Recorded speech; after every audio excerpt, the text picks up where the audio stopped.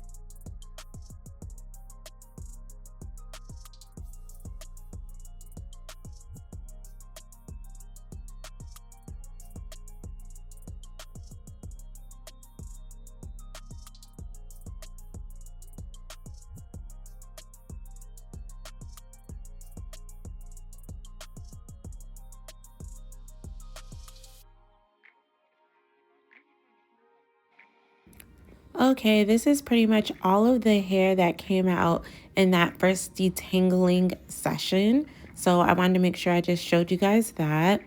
Now for step number 2, we're going to go in with the mousse.